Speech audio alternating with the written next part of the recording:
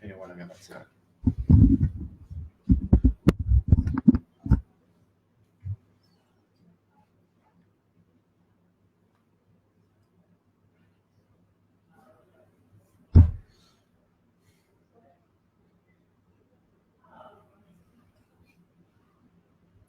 Hola, ¿qué tal? Buenas tardes a todos. Les pido, por favor, si me pueden ir indicando en los comentarios que se escucha bien para ver que no tengamos ningún problema. Así ya arrancamos con el taller de la fecha de hoy de proyecciones y evaluaciones.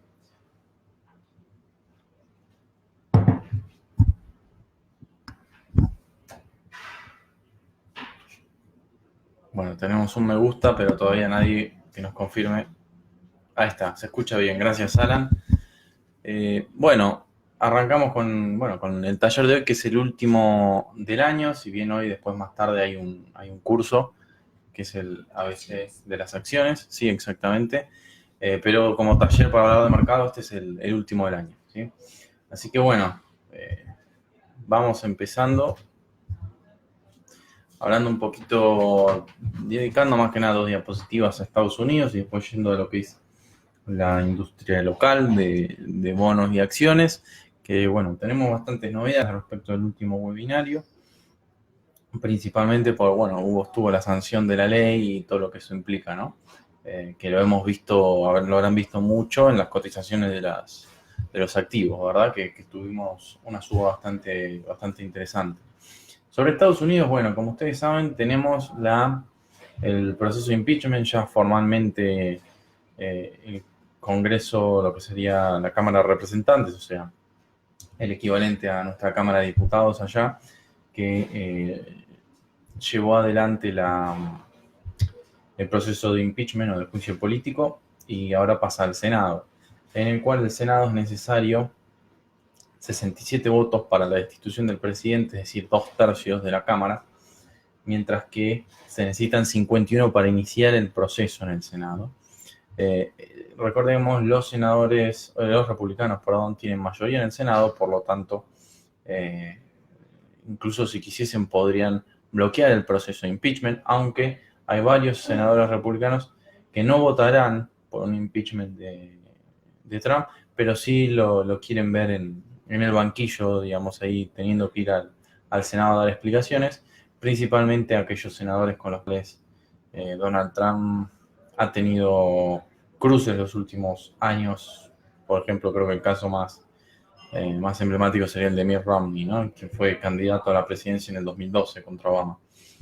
Entonces, ¿cómo es el proceso de destitución de Estados Unidos? Hoy estamos en el punto 4, ¿sí? Fíjense que ya pasamos la investigación formal, pasamos los comités que hacen, bueno, la investigación, las audiencias públicas, presentan las conclusiones. Se debatió en la Cámara de Representantes, se votó, ¿sí? Con más del 51%, y llegamos al punto 4, donde se celebra un juicio y se votan los artículos de destitución. Obviamente, si no hay mayoría, Trump continúa en el cargo, y en el caso de que se obtenga ese 67%, Trump es destituido y lo sucede el vicepresidente de Estados Unidos, o sea, bien. Entonces, lo que tenemos ahí es básicamente, como decía, que es muy poco probable que sea el impeachment, porque el Senado maneja los representantes manejan el Senado, ¿sí?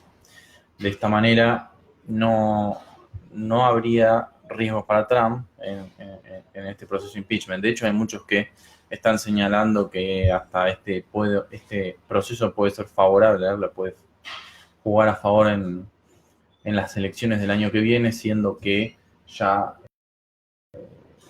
estamos muy cerca del proceso, y que salga victorioso de este conflicto, digamos, lo puede ayudar en la carrera, siendo que además por el lado del Partido Demócrata no se presentan candidatos que parezcan amenazar las elecciones, ¿sí? Son candidatos ya presentes, no aparece nadie nuevo, es decir, toda gente grande. La mayoría de todos los candidatos que se me vienen a la mente tienen más de 70 años. Hablamos de Joe Biden, de Elizabeth Warren, de Sanders, de Michael Bloomberg, todos candidatos muy grandes y que, bueno, que eso es algo que se ve en el Partido Demócrata desde la salida de Obama, ¿no? Que no ha quedado un líder claro ahí. Y por lo tanto, bueno, esto creemos nosotros acá en Blue Market que le juega a favor al presidente. Y ahora sí, no puse nada respecto al lo que es la guerra comercial con China, donde en estos primeros días del año deberíamos ver la firma de lo que es la primera parte del tratado que involucra principalmente la parte alimentaria, la parte sobre inversiones en China, ¿sí? Pero no cubre la totalidad de todos los temas que hay en la guerra comercial, principalmente la parte armamentística no está cubierta, ¿sí? Y eso quedará para una fase de segundo, digamos, después de las elecciones, ¿no? Una vez que ya se haya resuelto el tema de las elecciones en Estados Unidos. Y ahora sí, yendo a lo que es Argentina, acá en este cuadrito estamos resumiendo todas las medidas que salieron de la nueva ley de solidaridad, la ley, fíjense, ¿no? Que en su mayoría lo que hemos visto es aumento de recursos y tanto aumentos como disminuciones en el gasto público. Y esto puede ser en gran medida lo que han estado apreciando los bonos. Hay digamos, un cúmulo de cosas que vamos a ver más adelante, pero principalmente hemos visto suba de los recursos, gasto medianamente que no va a incrementarse en términos de PBI, incluso que puede llegar a bajar, y a su vez, bueno, distintas otras hechos clave, como fue, por ejemplo, el roleo de algunas letras en pesos, ¿sí? Que se pensaba que el gobierno, ni bien asumía, iba a patear todos los vencimientos en pesos, no lo está haciendo, lo está afrontando a través de roleos, acordando con los grandes tenedores de esas letras para poder patearlos hacia adelante. Y bueno, también los distintos agentes que han sido nombrados, ¿sí? Por ejemplo, en realidad todavía no han sido nombrados oficialmente, pero este comité que va a gestionar la deuda estaría integrado por gente que no tiene en mente una reestructuración agresiva, al menos en primera instancia. Y por lo tanto, bueno, todo esto ha ayudado a que en los bonos y de la mano de los bonos las acciones tengan un buen diciembre. Ahora, yendo en concreto a las medidas, fíjense, tenemos suba de retenciones, recordemos que teníamos los topes en 30 para soja, 12 para maíz y para trigo, y ahora pasamos a tener 33 y 15, es decir, se subió 3 puntos porcentuales, más recursos para el Estado. Después tenemos impuestos por consumos en dólares de las tarjetas, más recursos. Impuesto por atesoramiento en moneda extranjera, más recursos. Suban la alícuota de bienes personales, que recordemos que pasan a ser hasta 1,25 la alícuota para los bienes, digamos, los bienes teniéndolos en Argentina, y hasta 2,5 si los tienen en el exterior. Obviamente contemplando el mínimo no imponible, ¿verdad? Después tenemos suba de la tasa estadística, que esto es algo relacionado con las exportaciones y las importaciones. Sube el impuesto a los débitos y créditos por retiro en efectivo por parte de las empresas, ¿sí? Y después una serie de suspensiones o atrasos en algunas medidas que venían de la reforma tributaria del año 2017, que había impulsado el gobierno de Cambiemos, que lo que hacían era ir disminuyendo de alguna manera la presión tributaria a lo largo de los años. Y ahí lo que podemos mencionar es principalmente el delay en lo que es la aplicación de ajuste por inflación para las empresas en los balances, la suspensión en la baja de impuesto a las ganancias. Recuerden que nosotros estábamos en 35% y a partir de 2019 bajaba al 30% y a partir de 2020 bajaba al 25%. Bueno, lo que se ha hecho es suspender esa baja, queda en 30%, se hizo el primer 5%, sí ya fue efectivo porque eso ya lo hizo el gobierno de Cambiemos, y ahora el otro 5% queda suspendido de manera momentánea. Después tenemos suspensión de la baja de aportes patronales, ¿sí? que se esperaban. Bueno, también había un sendero de crecimiento de los aportes patronales que también se suspende. Y también importante la suspensión del pacto fiscal con las provincias que les va a permitir aumentar ingresos brutos. Todo esto, bueno, como ven, es básicamente aumento de recursos para el gobierno, más recaudación, lo que permite achicar el déficit fiscal. Por el lado del gasto, que tenemos un congelamiento tarifario, que eso sí es obviamente un agravante del déficit fiscal y bastante grande, porque estamos hablando de un congelamiento tarifario que ya se arrastra desde marzo a abril de este año, que recordamos la última vez que se hicieron aumentos en las tarifas. De hecho, bueno, lo que fue haciendo el gobierno Cambiemos, también acercándose a las elecciones, fue ir suspendiendo aumentos que había en las tarifas programados para después de las elecciones. Y bueno, todo eso se ha ido acumulando y ahora el gobierno ha decidido por 6 meses más que no haya ninguna suba. Entonces, bueno, empezamos a acumular nuevamente una pelota importante de subsidios, que se calcula que puede estar alrededor del 1% del PBI, 4.000 millones de dólares, tal vez un poquito más. Depende de cómo se actualicen las tarifas a partir de junio, que es, bueno, hasta donde llega la suspensión por ahora. Y después lo que tenemos es la suspensión de la indexación del gasto social. Jubilaciones, pensiones, AUHs y todo lo que forma parte del gasto social, que luego de la ley de la reforma previsional de Cambiemos en el 2017 indexaba por un componente inflacionario y un componente de salarios, se suspende por 6 meses y dentro de 6 meses en teoría debería fijarse una nueva fórmula de actualización de este gasto social y en el interín los aumentos van por decreto, ¿sí? Básicamente lo que se busca con esto es desindexar, es decir, bajar el gasto social, no en términos monetarios nominales, sino en términos reales, es decir, los aumentos que se van a dar van a ser menores a los de inflación, como estaba proyectado en la ley anterior, y por lo tanto, bueno, en términos reales es una baja del gasto social. Si uno agarra todo lo que mencioné antes de recursos y todo lo que mencioné por el lado del gasto, se espera más o menos, aproximadamente, que eso permita alcanzar un equilibrio fiscal primario. Recuerden, siempre hablamos de términos primarios, es decir, sin incluir todo lo que es gasto en intereses de deuda. Si sumamos los intereses de deuda, estaríamos cerca del 3% de déficit total. Entonces, lo que tenemos ahí es básicamente un resumen de todos estos temas que permitirían alcanzar el equilibrio fiscal. Obviamente hay un par de cosas que vamos a mencionar más adelante que no se están teniendo en cuenta. Por ejemplo, ¿qué pasa si hay una sequía y la recaudación por retenciones no me alcanza? Bueno, eso lo vamos a mencionar, pero es claramente un inconveniente. Vamos a seguir dependiendo de lo que suceda con el clima.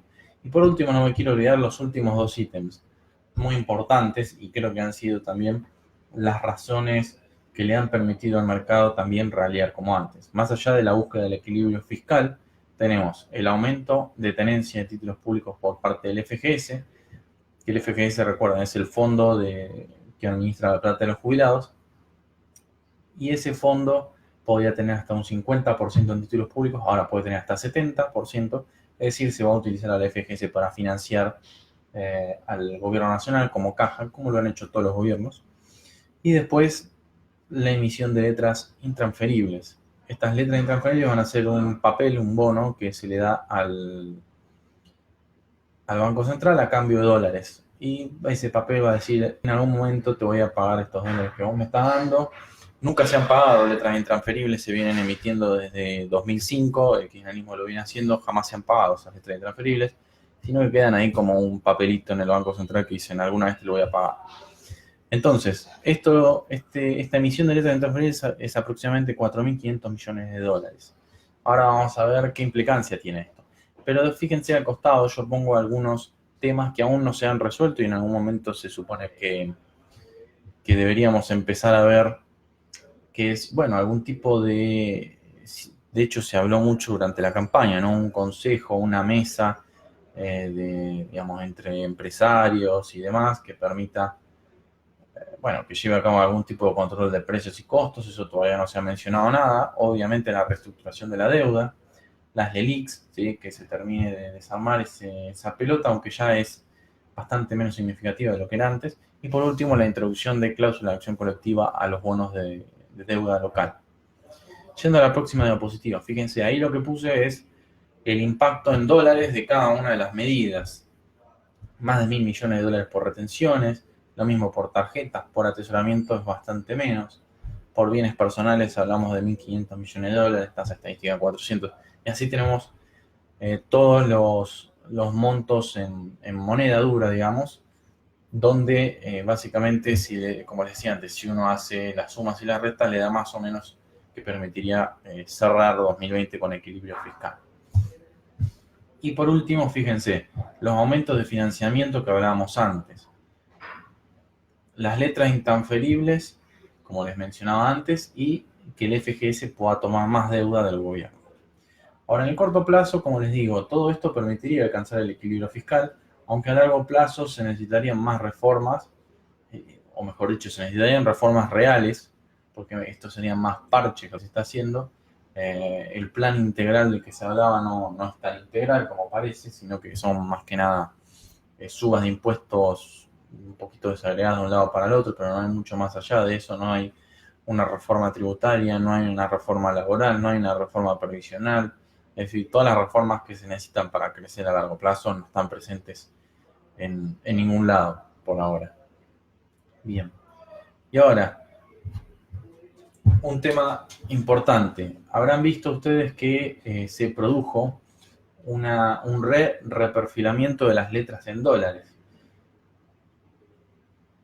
Aquellos que tenían, digamos, aquellas personas humanas, mejor dicho, que tenían letras en dólares, ¿cómo es el tratamiento de este reperfilamiento? Es igual al que se hizo en agosto. Es decir, si una persona humana había comprado las letras antes del 31 de julio, sigue cobrando sin ningún problema. A los que reperfilan va a ser aquellas personas jurídicas, obviamente todas las empresas, y aquellas personas humanas que hayan comprado luego del 31 de julio letras, ¿sí? Entonces, lo que tenemos es este escenario, ¿no? Todas las letras se van a pagar el 30, no me acuerdo si es 30 o 31 de agosto. Del año que viene, por supuesto. Eso nos da más o menos unos 9.000 millones de dólares, que en ningún momento se puede pagar esa plata. No hay forma de pagar un bono tan grande de una. Va de cabeza a una nueva reestructuración. Es decir, yo creo que probablemente ya estas letras que se reestructuraron para agosto caigan en un nuevo bono. Ya así formalmente no se va a estirar el plazo en otra nueva letra, sino que probablemente veamos ahí ya un bono. Tal vez puede incluso entrar como parte de la reestructuración de toda la deuda, ya sea ley local o extranjera. Fíjense, la tablita que tenemos presente ahí lo que muestra es todas las necesidades de dólares que hay en cada mes hasta diciembre del año que viene y las fuentes de dólares, es decir, dólares que tiene el gobierno, que puede cobrar el gobierno. Y fíjense lo siguiente, con lo que tenemos abajo son las reservas líquidas del Banco Central. Tengan en cuenta que estas reservas no tienen en cuenta los 4.500 millones de dólares que se les van a sacar en concepto de letras intransferibles, ¿sí? Entonces, si ustedes miran la fila que dice reservas líquidas Banco Central, fíjense que van disminuyendo paulatinamente hasta julio, y en agosto tienen una caída muy fuerte, pasan de casi 5 a menos 4.000. ¿Por qué es esto? Bueno, este es el pago de las letras en el caso de que se haga. Por esto lo que estamos diciendo, que las letras no alcanzan, los dólares no alcanzan para pagar esas letras, y eso va a una reestructuración o reperfilamiento de cabeza, ¿sí? Eso no hay ninguna duda. Ahora bien, ¿qué es lo que logra el gobierno con atrasar los pagos de las letes? Bueno, que principalmente lo que hace es despejar en una buena parte el horizonte financiero en dólares de los próximos meses, porque si uno miraba el cronograma antes de este nuevo reperfilamiento, el gobierno tenía que pagar entre 1.000 y 2.000 millones de dólares por mes de letras. Entonces, al hacer esto, ahora fíjense que tiene dólares suficientes para llegar hasta agosto del año que viene, es decir, puede aguantar varios meses para mientras renegocia la deuda, ¿sí? Esto le da aire para renegociar la deuda durante más tiempo. Ahora bien, uno puede, y bien está en decirlo, plantearme, ojo, en realidad uno no tendría que agarrar 10.000 millones de reservas líquidas, sino los 4.500 que tiene el gobierno, que el gobierno va a sacar a través de letras intransferibles. Nosotros siguen estando en el central y eso no se va a usar. Bueno, si planteamos ese escenario, fíjense, con los dólares que tiene el gobierno en caja, que son 500 millones más o menos, más esos 4.500 que recibe del Banco Central, alcanza para llegar hasta marzo. Es decir, se puede pagar diciembre, enero, febrero y marzo de dólares. Y curiosamente esto coincide con el deadline, es decir, la fecha límite que había puesto Guzmán para la reestructuración. Ustedes se acordarán que él habla de que para marzo hay que tener una reestructuración ya hecha, ya haberse presentado la oferta y haberse aceptado. Bueno, en ese escenario, justamente estos dólares alcanzan para eso, para llegar hasta marzo y luego ya hacer la reestructuración. Y bueno, todo este cronograma de pagos obviamente cambiaría. Ahora bien, tenemos que tener en cuenta un punto conflictivo, que me parece que no se le está dando mucha bola, que es lo que sucede con el campo. Hoy tenemos, con el aumento de retenciones, si simulamos el esquema, con 33% de retenciones a la soja, 15% al trigo, 15% al maíz, tenemos rendimientos negativos o nulos, asumiendo rendimientos cercanos a los de la zona núcleo. Es decir, todos los, digamos, si uno no se encuentra dentro de la zona núcleo, está perdiendo plata ya con este esquema de retenciones, porque hemos tenido, obviamente, los precios de los commodities no son los mismos que en las épocas del kirchnerismo, por lo tanto, intentar cobrar retenciones del kirchnerismo con precios bastante por debajo de los que el kirchnerismo lo que hace es ahogar a todos los productores. E incluso por más que uno haga la distinción entre pequeño y mediano, si uno se encuentra lejos de la zona núcleo, probablemente incluso con el esquema anterior también perdía algo de plata ya. Por lo tanto, es importante esto, hay que seguirlo porque es muy probable que haya protestas del campo, bueno, de hecho ya las hay, ¿no? Pero más importantes, en la medida que esto no se flexibilice, vamos a ver protestas en las calles o en las rutas como nos tenía acostumbrado el campo, cuando fue en la época kirchnerista. Y ahora, algo importante. Todo esto teniendo en cuenta que no contemplamos lo que sucede con el clima, porque si uno mira cómo está la situación del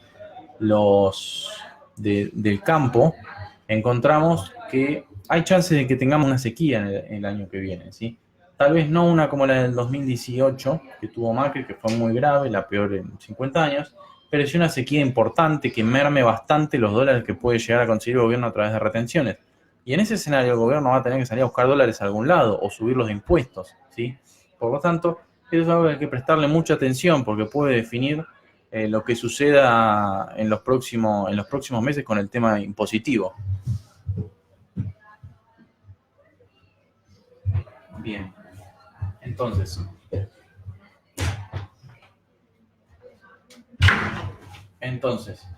si pensamos, fíjense, miren, yo en el mapa les pongo la comparación entre las sequías en el año, misma fecha actual, 23 de diciembre de 2017 y 23 de diciembre de 2019. Si miramos el mapa, fíjense que tenemos la zona, fíjense, en 2017, ¿dónde estaba la sequía fuerte? Mientras más negro, más grande es la sequía, peor es la sequía.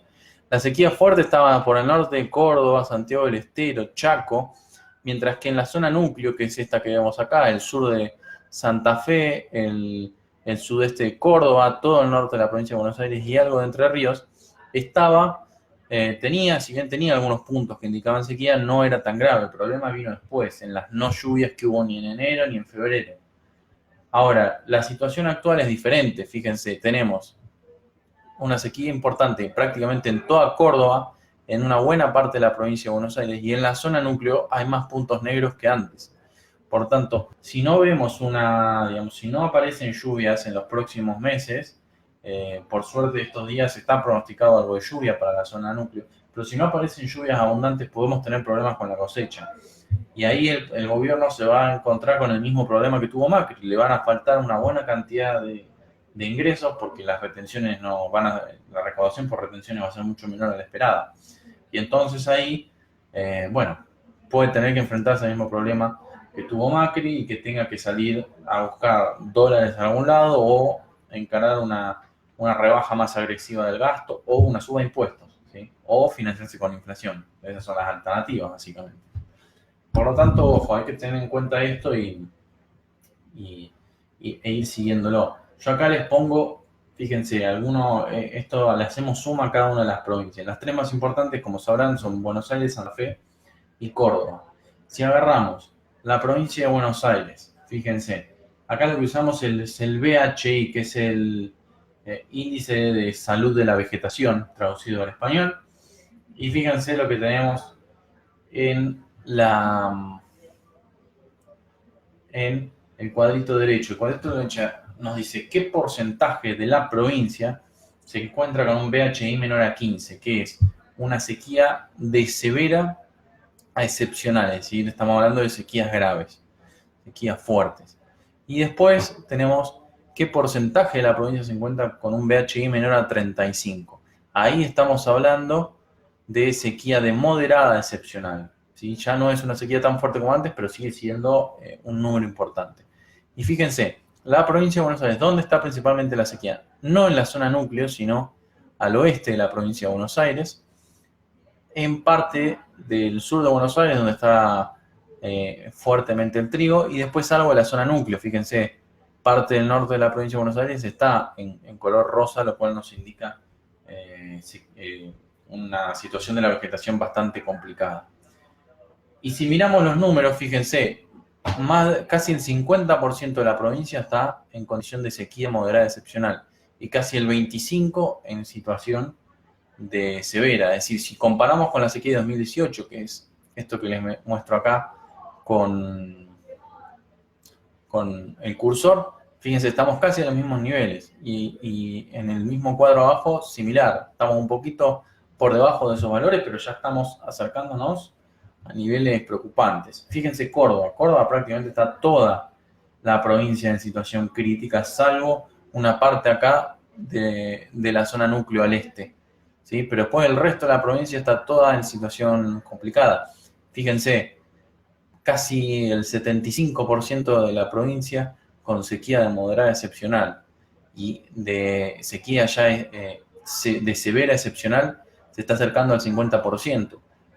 Córdoba es la peor provincia que está en peores condiciones, por lo tanto, si no tiene lluvias en los próximos días, empieza a correr riesgo severo la cosecha del año que viene y por lo tanto, la recaudación del gobierno del año que viene.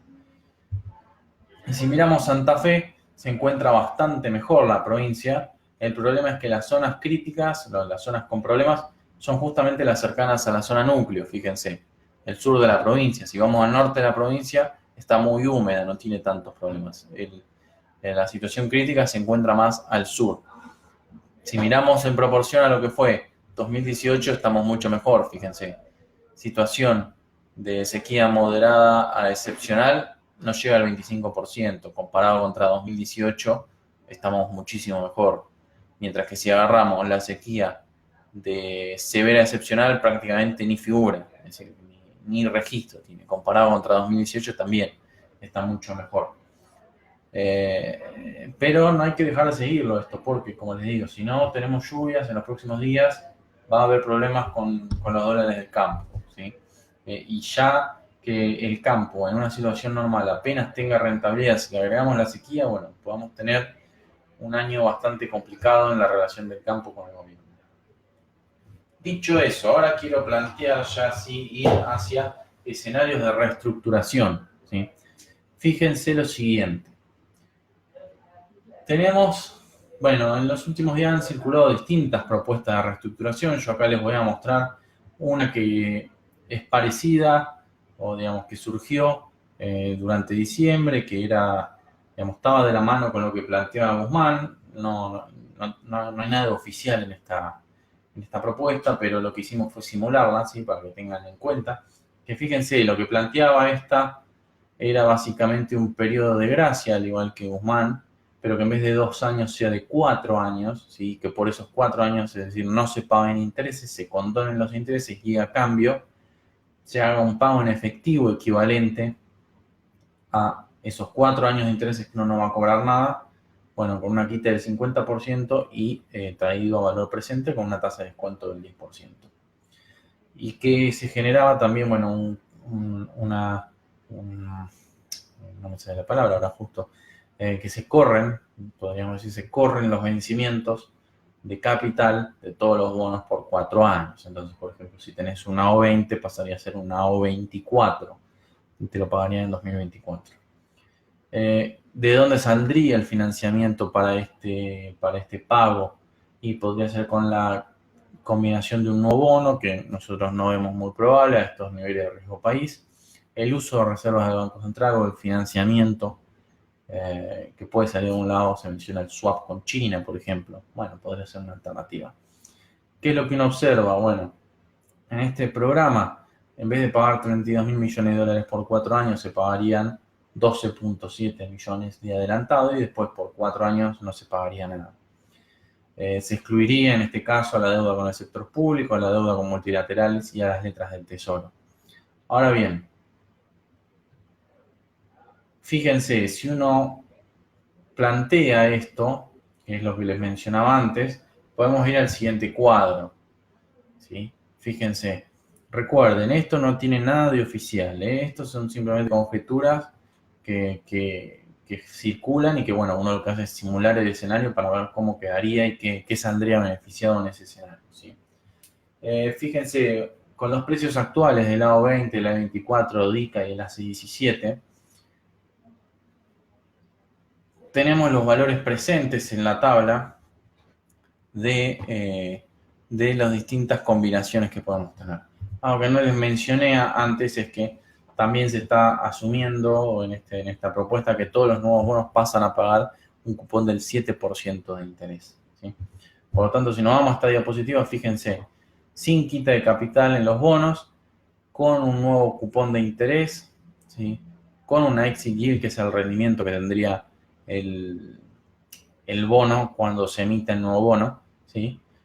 Y teniendo en cuenta esos 4 años de periodo de gracia, más el pago de intereses correspondiente con el 50% de quita y traído a valor presente, como hablábamos antes, hablamos de que cuáles son los más beneficiados y claramente el tramo corto en un escenario de reestructuración como el que se está planteando. Fíjense que AO20 y 24 tienen potenciales upside, mientras que un DICA estaría, bueno, tendría incluso un view negativo y el AC17 un view mixto entre negativo y positivo. Es decir, en un escenario como el que hablábamos antes, lo que se ve desfavorecido es el tramo largo. Repito, no quiere decir que la reestructuración vaya a ser así, puede ser una combinación de muchas cosas, ¿no? Pero que en un escenario principalmente en el cual tenemos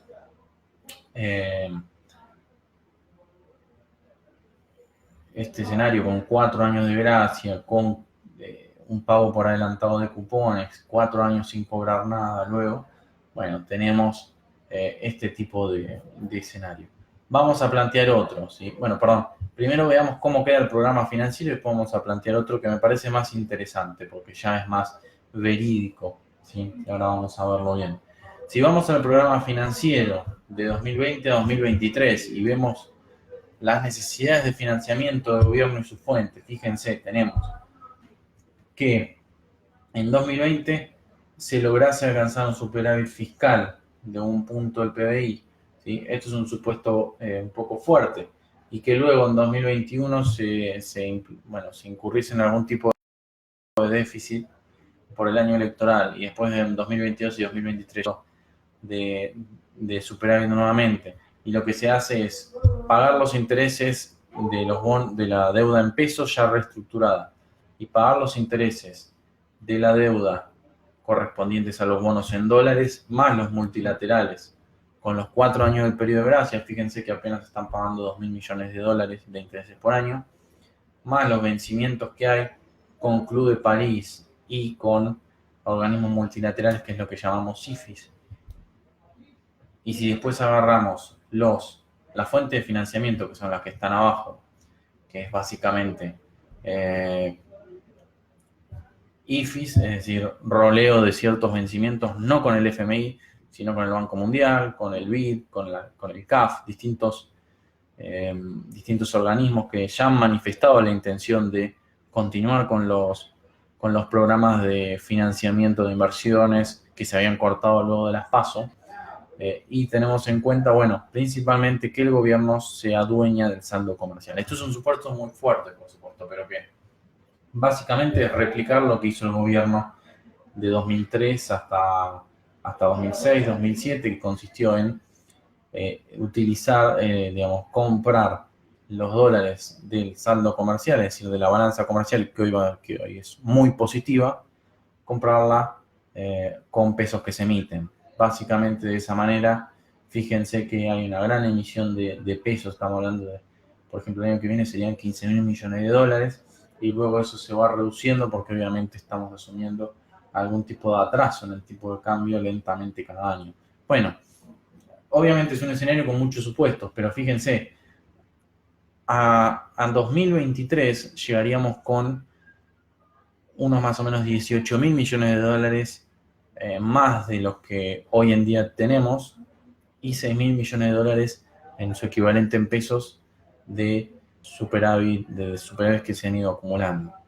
Es un buen número y depende, porque si a partir de 2024 empezás a pagar los vencimientos de capital sin ningún tipo de quita, que es lo que se planteaban en este escenario, y empezás a tener una situación parecida a la de antes, si bien tenés un punto de superávit, te vas a estar consumiendo esos dólares que te ahorraste en el pago de deuda.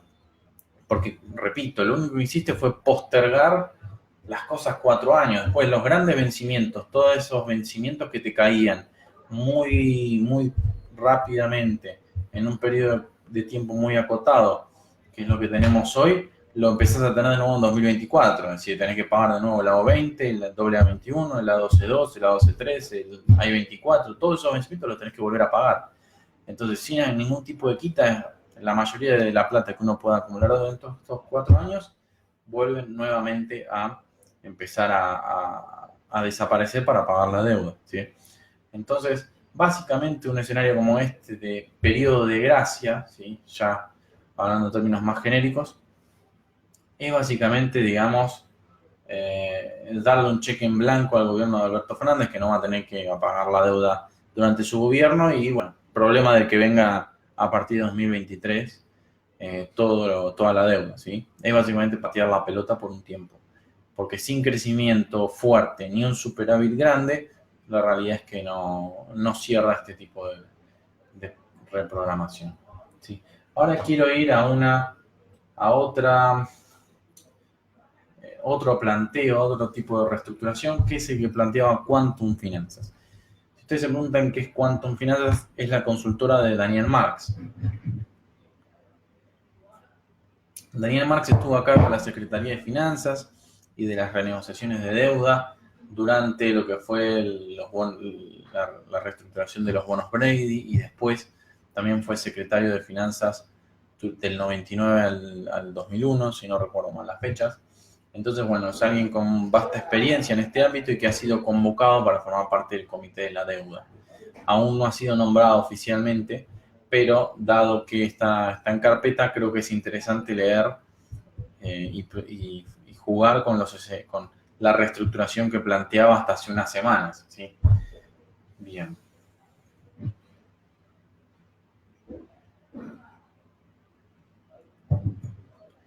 Acá, perdón, hago una pausa para la pregunta de Luna, que nos dirían si hay noticias de si se pagan los bonos hace 17, ya que no salió el aviso.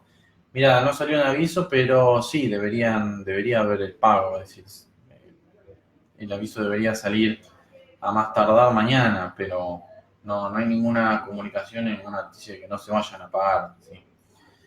Bien. Volviendo a la presentación, ahora sí.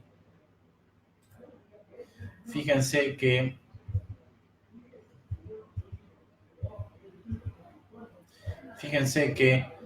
cómo era lo que planteaba Daniel Marks hace unas semanas. Bueno, si que hablamos, ¿no? Supuesto, un tipo de cambio real constante, un superávit primario de 0%, es decir, no asume que se avance en la consolidación fiscal.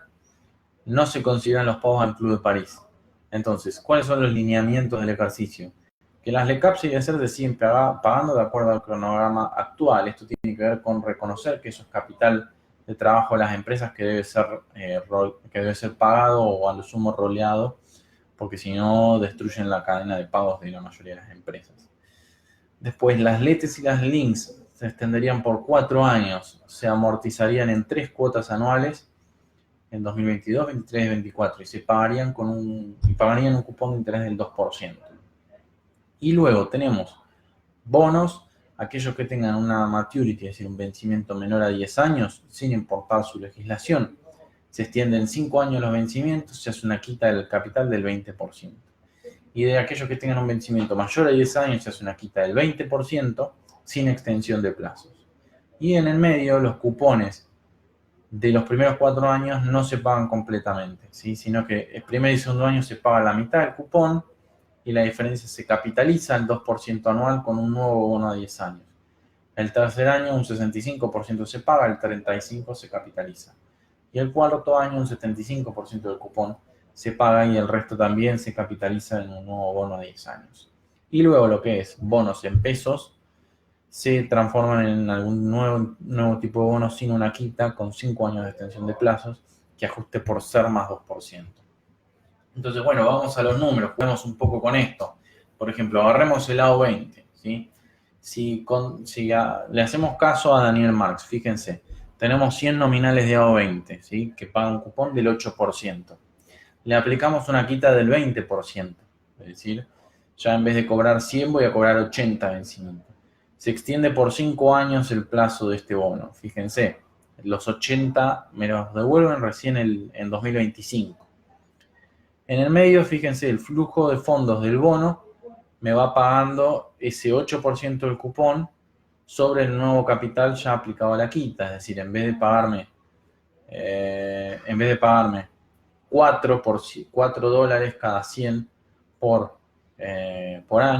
semestre, me va a pagar el 4%, pero sobre 80, ya no sobre 100, porque hay que aplicar la quita del 20. Ahora después, recuerden, el primer año, los primeros 2 años, el 50% de los cupones se capitalizaban, entonces no se paga 3,2, sino que se paga 1,6. Luego, el siguiente año se paga el 65% y el 35% restante se capitaliza. Y el cuarto año se pagaba el 75% y el 25% restante se capitalizaba. Y luego sigue pagando los cupones normalmente. Ahora, uno mira eso y lo que se encuentra es lo siguiente. Fíjense, uno capitaliza los cupones con un nuevo bono que paga el 2% anual. Fíjense, recién en el 2030 recibimos esos cupones que se están capitalizando. Entonces, si uno arma el flujo de fondos completo, que es la segunda columna de la izquierda y luego los 12 dólares con 40 que se acumulan a finales de 2030 y hace el valor presente de esto con una exit yield del 12%, nos da que el valor presente debería ser 64 dólares con 30 centavos. Comparado con lo que vale hoy el AO20, sí implica un upside, pero ya no es un upside tan grande como el que se estaba hablando. En parte porque hubo una suba fuerte de los bonos, sí, también, en los últimos días, pero en parte porque, bueno, ya estamos hablando de una quita que no es tan amigable, tiene quita de capital, sí, estamos hablando de algo que no estaba dentro de lo que planteaba originalmente Guzmán, ¿sí? Pero bueno, como les decimos, la realidad es que hay múltiples alternativas, múltiples formas que puede tener el gobierno para encarar la reestructuración. Esto es simplemente el análisis de una de estas propuestas. Bien. Y después, bueno, este cuadro ya no está relacionado con lo que veíamos antes de Marx, sino que es muy similar a lo que planteamos. Es prácticamente igual al primer caso que planteamos, salvo que es con el periodo que planteaba Guzmán de 2 años de gracia. Fíjense, con 2 años de gracia llegás a acumular casi 14.000 millones de dólares, que se da principalmente gracias a la compra de saldo comercial. Luego, a partir de ese año, empezás a pagar ya nuevamente los intereses fuertes. Fíjense que saltamos de 2.000 a 8.000 millones de dólares por año. Bueno, eso lo que va a hacer es que antes podíamos acumular casi eran 18.000 millones de dólares y 6.000 de superávit. Bueno, fíjense que nos quedamos con bastante menos. Y nuevamente, si uno estira estos plazos a 2024, 25, 26, se encuentra con el mismo problema. Empiezan a consumirse los dólares que pudo ahorrar y nuevamente está en problema y necesita una reestructuración dentro de 4 o 5 años. La realidad es esa. Ningún programa de reestructuración que tenga como eje central lograr la consolidación fiscal, ir a un superávit primario alto, hablamos de 3 o 4 puntos del PBI, y que no contemple una quita grande, ya sea en el capital o en los cupones que hay que pagar, la realidad es que es básicamente patear el programa para adelante porque va a haber problemas, va a haber que reestructurar nuevamente, ya sea en 2 años, en 3 años, en 4 años, pero en algún momento va a haber que reestructurar. Sí, porque sin superávit grande y sin crecimiento, la realidad es que cualquier reestructuración termina en una nueva reestructuración. Bien. Ahora yendo a lo que son acciones argentinas. Acá algo interesante que planteamos en Bull es que cada vez que tuvimos rallies históricos, rallies grandes en los mercados, lo que hemos visto, y hablamos de manera sostenida, es decir, no una suba de un mes como estamos viendo en este caso, lo que hubo fue grandes eventos políticos que llevaron a cabo esos rallies. Fíjense, en junio de 2002, ¿qué sucede en junio de 2002? Empieza a dar vuelta la crisis del 2001. Que fíjense qué sucede en junio de 2002. Bueno, ahí es cuando Duhalde anuncia las elecciones en 2003 y que no se va a presentar. Luego, el siguiente rally grande lo tuvimos en junio de 2009, cuando Néstor Kirchner pierde las elecciones en la provincia con De Narváez. Luego, en octubre de 2010, marca casi un techo la muerte de Néstor Kirchner. Después, en mayo de 2013, nuevamente Massa rompe con el Frente de la Victoria, arma el Frente Renovador y luego posteriormente le terminaría ganando las elecciones. Nuevo rally. Octubre de 2015, el gobierno el candidato Macri logra entrar al balotaje con una diferencia bastante acotada, bastante menor a lo que se esperaba, y termina ganando luego en segunda vuelta, ya lo empieza a apreciar el mercado. Y luego el rally que se da a partir de agosto de 2017, que también nuevamente que tuvimos la victoria de Cambiemos en las PASO. Es decir, lo interesante es esto, ¿no? Que no hubo, por lo menos en la historia reciente, rallies históricos, hablamos de rallies prolongados de varios meses, sin que en el medio haya habido un evento político trascendente. Y la realidad es que si uno se pone a pensar hasta agosto de 2021, que hay elecciones, no parecería haber ningún evento político que pueda generar esto. Y principalmente tiene que ver con que podría ser un rompimiento del frente oficialista. En ese escenario, bueno, podría llegar a representar un evento político importante y que genere, bueno, algún tipo de rally, ¿sí? Porque hoy por hoy no se está viendo eso. Ahora bien, ¿es momento de posicionarse en acciones argentinas? Bueno, a ver, hay gente que ya lo ha hecho e hizo bien, ¿sí? Porque las acciones argentinas acompañaron lo que sucedió con la renta fija y ha tenido grandes subas bastante importantes en ello. Entonces, viendo eso, ¿se puede tener algo de posición en Argentina? Miren, el que ingresó con tiempo y le hizo una diferencia considerable, yo incluso diría que podría ir cerrando alguna posición, ¿sí? Ahora, mientras tanto, en la cartera global, analizando una cartera global de acciones de renta variable, no toda la cartera, sino solo la parte de renta variable, nosotros recomendamos seguir teniendo una proporción entre 70-30 o 60-40, donde se tenga más CDRs que acciones argentinas, ¿sí? Es decir, para estar cubierto dentro de lo que es la parte de acciones, ¿sí? No estar completamente expuesto a riesgo Argentina. Y si vamos a lo que es la cartera de qué CDRs tener en el exterior, nosotros recomendamos principalmente Walmart, Goldcorp o McDonald's o Coca-Cola, que son empresas con una estrategia conservadora y que dado como está el mercado americano en máximos, bueno, va a ser interesante porque sabemos que todo el mundo quiere tener Apple, Amazon, etcétera, pero es importante diversificar y no poner todo en empresas tecnológicas, que son empresas que tienen un beta muy grande. Por lo tanto, si hay algún tipo de toma de ganancias en el S&P, la va a ver y la va a sufrir en esas acciones. Por lo tanto, es importante que hagan una diversificación dentro de lo que es CDRs, ¿sí? Bien. Y por último, acá les dejo las conclusiones de lo que estuvimos hablando hoy. Y ahora sí dejo el lugar a espacio de preguntas que pueden hacer a través del chat. Acá Facundo preguntan si esto se puede mandar por mail. Mirá, sí. Lo que te recomiendo es que escribas por mensajería y solicites a ver si solicites a los asesores a través de mensajería que te pasen la presentación que se dio en el webinario de hoy, del 26 de diciembre, y ellos te lo pueden enviar. Ahí lo puedes usar sin problemas, ¿sí? Preguntan, bueno, ¿cuál es la recomendación de bonos para comprar? A ver, vamos de nuevo. Si alguien está posicionado ya en bonos, si ya tiene una posición en bonos, la recomendación hoy no sé si sería entrar con la suba que hemos tenido, sino más bien tal vez empezar a pensar en ir recortando un poco posiciones. Si uno hace simulaciones con escenarios de reestructuración benigna, es decir, buenas, y hasta 60% de paridad pueden llegar a tirar los bonos, pero no debería ser mucho más allá de eso.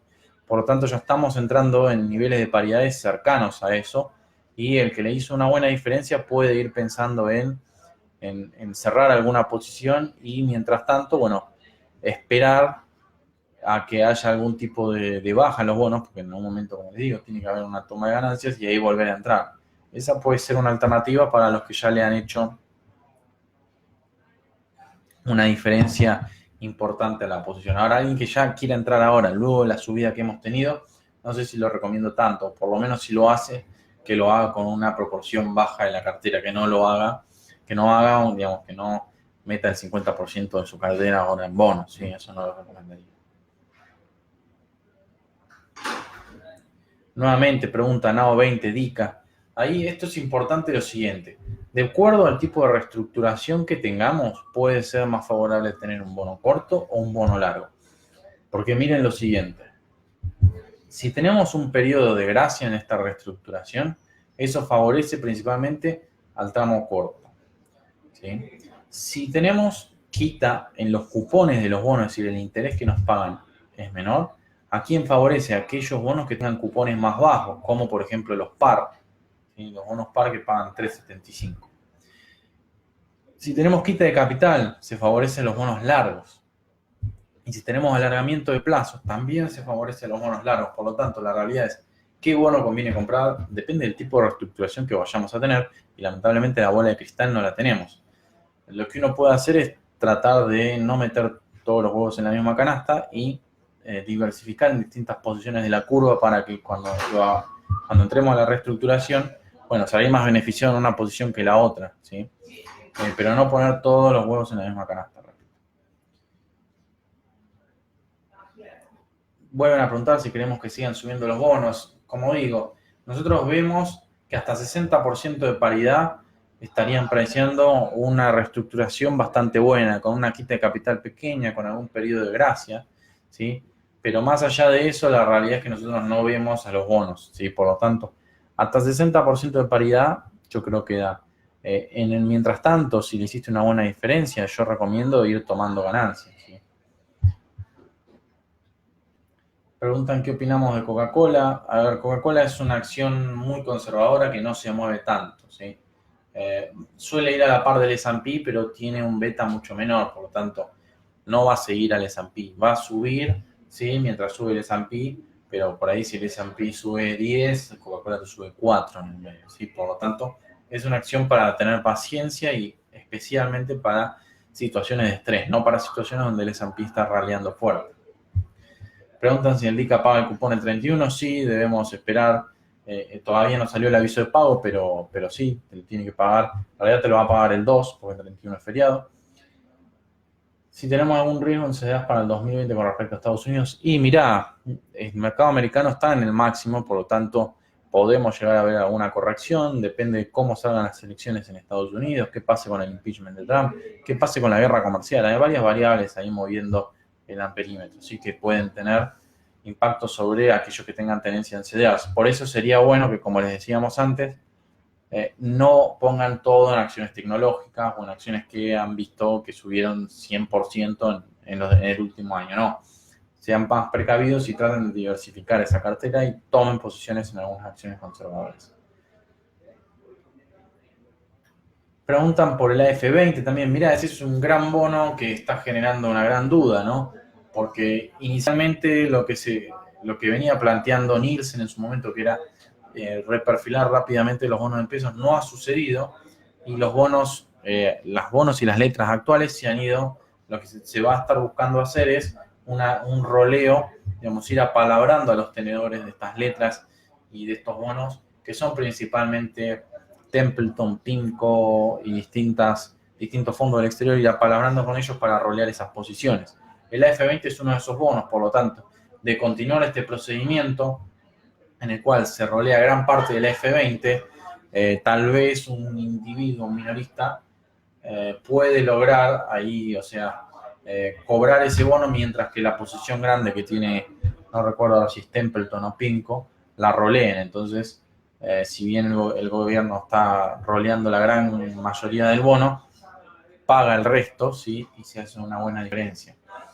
Obviamente, el riesgo de que no te paguen está y es bien latente, ¿sí? Por lo tanto, tenerlo en cuenta si pensás entrar en ese bono, ¿sí?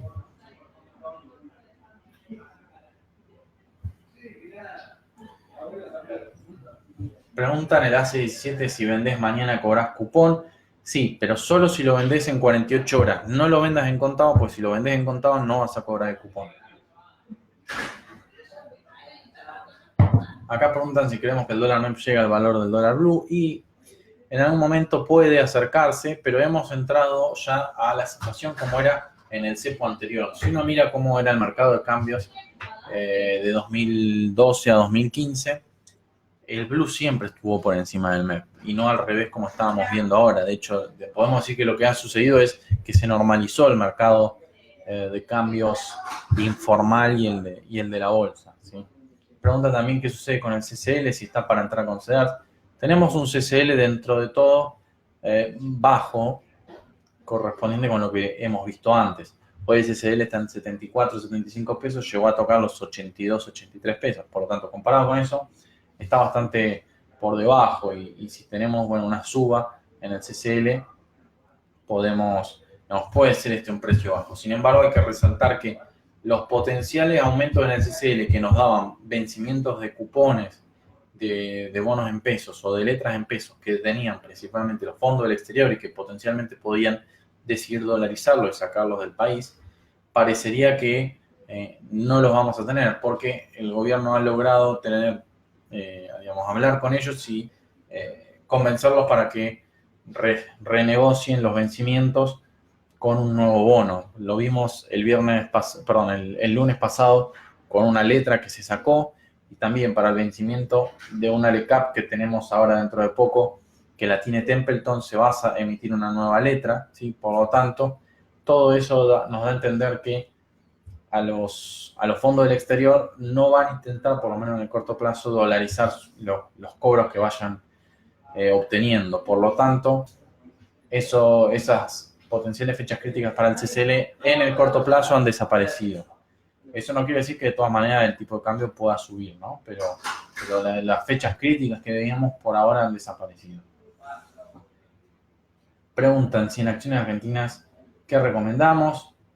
¿O es recomendable entrar luego a la toma de ganancias? Yo insisto, el que le hizo una buena diferencia en estos días, que cierre posición y que, bueno, que espere a que recorte un poco. En algún momento, si no me preguntan dónde posicionar, sí, puede ser en bancos que no han sido afectados en gran medida. De hecho, recuerden que lo que se esperaba era algún tipo de impuesto extraordinario a los bancos. Eso no ha sucedido. Que se desarme fuertemente el stock de LELIQs, y, digamos, con algún tipo de bono compulsivo, eso tampoco ha sucedido. Por lo tanto, los bancos no han sido tan golpeados por esta ley. Pero, bueno, es un sector interesante para posicionarse. Y luego, yo trataría de salir de todo aquello relacionado al rubro energético por el congelamiento de tarifas, salvo lo que esté relacionado a Vaca Muerta. Ahí puede haber también alguna posibilidad. preguntan hasta cuándo puedo comprar el A67 para cobrar el cupón. Mira, la única que te queda es comprarlo mañana en contado inmediato. Cualquier otra de las opciones no vas a cobrarlo. Bien. Bueno, lamentablemente nos estamos quedando sin tiempo. Les pido disculpas porque tenemos que seguir con el webinario del ABC de las acciones. Les agradezco por haber estado. Les deseo también un buen comienzo de año y que nos vemos en el próximo webinario, ¿sí? O en la próxima charla presencial. Muchas gracias y feliz año.